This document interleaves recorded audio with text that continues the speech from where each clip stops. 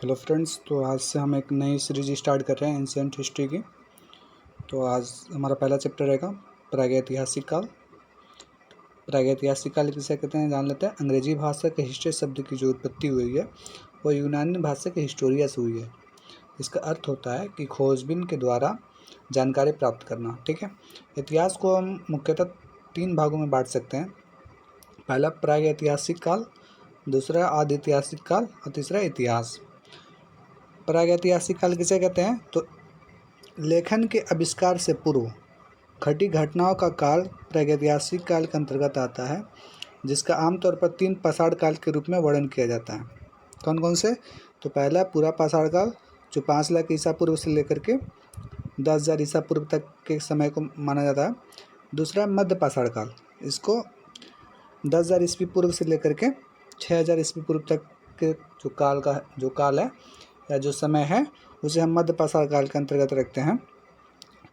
तीसरा है नव पाषाण काल, यह 6,000 ईस्वी पूर्व से लेकर के 1,000 ईस्वी पूर्व के बीच के जो समय है उसे हम नव पाषाण काल के अंतर्गत रखते हैं। अब सेकंड है आदि इतिहास। प्रागैतिहासिक और इतिहास के मध्य का काल आदि इतिहास कहलाता है, जिसके दौरान संस्कृति और सभ्यता में लेखन का विकास नहीं हुआ था।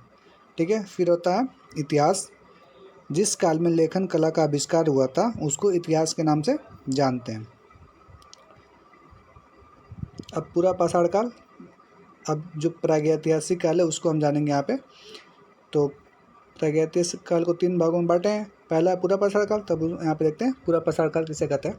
तो पूरा पाषाण काल जो था उस काल में मानव जो था वो शिकारी और भोजन संग्राहक था। ठीक है, तो पूरा पाषाण काल का सबसे प्राचीन समय है, जो कि अत्यंत नूतन काल या हिम युग के रूप में विकसित हुआ।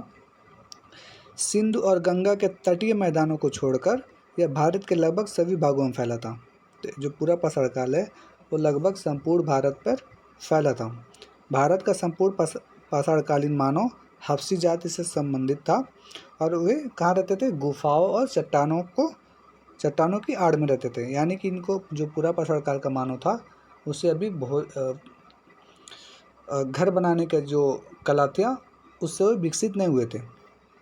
इस काल का जो प्रमुख औजार थे वे थे कुल्हाड़ी, फलक, खंदक, उपकरण, कोर इत्यादि। इस काल का जो मानव था वो था संग्राहक, भोजन संग्राहक था, न कि भोजन उत्पादक। यानी कि वो अभी खेती करना नहीं जानता था, सिर्फ भोजन इकट्ठा करता था। जंगलों से, फल पौधों से, पेड़ पौधों से या फिर जानवरों को शिकार करके वो अपने भोजन को प्राप्त करता था। सेकंड है मध्य पाषाण काल। मध्य पाषाण काल कालीन संस्कृति के बीच के काल को दर्शाता है। मध्य पाषाण कालीन मानव के जीवन का आधार जो था वो शिकार, मछली पकड़ना, भोजन एकत्रित करना और बाद में पशुपालन था। इस काल के औजार की विशेषता उनका आकार में सूक्ष्म होना था। मध्य पाषाण काल में क्या हुआ था कि जो पूरा पाषाण काल के औजार थे उसमें थोड़ा सा सुधार हुआ और इसमें इसके जो औजार थे पहले की अपेक्षा अच्छे थे और आकार में भी छोटे थे। मध्य पाषाण काल का जो मानव था वो क्या था? आखेटक यानी कि शिकारी था और पशुपालक था। यानी कि इस काल तक आते आते मानव ने जानवरों को भी पालना प्रारंभ कर दिया। वे देखे कि जो उन्हें लगा कि जिस जानवर से उनको खतरा नहीं है या जिनको उससे इनको फ़ायदा पहुंच रहा है तो उसको पालना प्रारंभ कर दिए। जैसे कुत्ता, बकरी, भेड़, भैंस इत्यादि जानवरों को पालना प्रारंभ कर दिए थे। इस मध्य पाषाण काल का जो प्रमुख औजार था वो था एक धार, फलक और भेदनी। भेदनी मतलब पॉइंटर, जैसे आज के काल में हम भाले को कह सकते हैं, उस टाइप के हथियार थे। इस काल के जो प्रमुख स्थल थे वे थे आदमगढ़ जो मध्य प्रदेश में स्थित है, टेरी समूह तमिलनाडु में है, बागौर जो राजस्थान में, महादा उत्तर प्रदेश में स्थित है। ये मुख्यतः इसके प्रमुख जो स्थान थे मध्य पाषाण काल के में हैं और भी स्थानें पाई गई हैं। नव पाषाण काल में क्या था? मानव था भोजन उत्पादक बन गया था, यानी वो अब पौधों को उगाना प्रारंभ कर दिया था, यानी खेती करना प्रारंभ कर दिया था। नव पाषाण कालीन मानव ने खेती करना प्रारंभ कर दिया और फल उगाना और रागी के समान मक्का और चने की दाल जैसे फसलों का उत्पादन प्रारंभ कर दिया।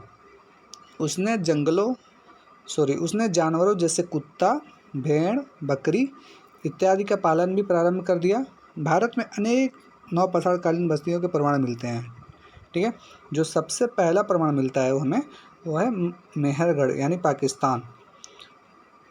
यहाँ पे हमें सबसे पहले नवपाषाणकालीन बस्तियाँ की जानकारी प्राप्त होती है, यहाँ उनके खेती के प्रमाण प्राप्त होते हैं। तो यहाँ पे 700 ईस्वी पूर्व में क्या हुआ था, कृषि का उत्पादन प्रारंभ हो चुका था। ठीक है, नवपाषाणकालीन जो औजार थे वे थे छेनी, जो हड्डी और सींग से बनाए जाते थे, छुरी, सुई, दांतों वाला कंघा इत्यादि। ये सब जो औजार थे वो मुख्यतः हड्डियों के बनाए जाते थे। इन पर पालिश करके चमकदार बनाया जाता था। अर्थात जो इससे पूर्व के जो 2 काल थे, पूरा पाषाण काल और मध्य पाषाण काल, उस काल के जो हथियार थे या औजार थे वे पालिशदार नहीं होते थे, किंतु नवपाषाण काल का जो हथियार था वो पालिशदार था। साथ ही साथ पूर्व के दोनों काल की अपेक्षा इस नवपाषाण काल का हथियार काफ़ी मजबूत और टिकाऊ होता था, और साथ ही साथ काफ़ी नुकीला भी होता था। ठीक है, इस काल के जो प्रमुख स्थल थे वे थे बुरजहोम जो कश्मीर में, फिर चिरान बिहार, कालीबंगा कहाँ है राजस्थान में, कोलडीवा उत्तर प्रदेश इत्यादि। ठीक है, फिर एक और नवपाषाण काल के बाद एक काल हमें जानकारी प्राप्त होती है, वो थी ताम्रपाषाण काल। इस काल का जो नाम पड़ा इस तांबे के उपयोग की वजह से पड़ा, यानी कि इस काल तक आते आते जो मानव थे वे तांबे का उपयोग करना प्रारंभ कर दिए थे। इसके वजह से इस समय को या इस काल को ही ताम्रपाषाण युग या ताम्रपाषाण काल के नाम से जाना जाने लगा। ठीक है, इस काल में जो मानव भेड़, बकरी और भैंस इत्यादि को पालते थे और वे घोड़े से परिचित नहीं थे। ठीक है, इस काल की जो प्रमुख विशेषताएं थी वे थी, पहला, वे पक्की ईंट के जानकार नहीं थे, ज़्यादातर घास फूस के घरों में रहते थे जो मिट्टी की ईंट से बने होते थे। ठीक है, उनकी ग्रामीण अर्थव्यवस्था थी, यानी वे शहरी नहीं थे, वे ग्रामीण थे।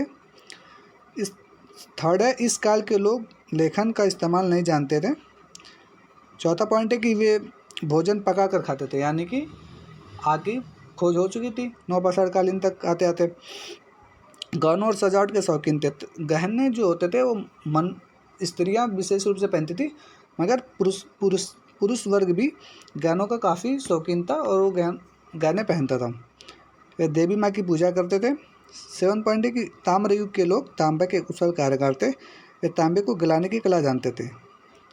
ठीक है, फिर बैल उनके धार्मिक विश्वास का प्रतीक होता था। इनका जो प्रमुख स्थल था, यानी कि ताम्रपाषाण युगीन जो कालीन स्थल है वे थे सोनगांव, इनामगांव, चिरांद, सेनुआर इत्यादि। ठीक है, तो आज के लिए इतना ही, फिर हम मिलेंगे नेक्स्ट वीडियो में नेक्स्ट चैप्टर के साथ। तो अगर आप हमारे चैनल को लाइक और सब्सक्राइब नहीं किए तो उसको सब्सक्राइब कर दें, और साथ ही साथ अपने दोस्तों में भी शेयर कर दीजिए। ओके, धन्यवाद।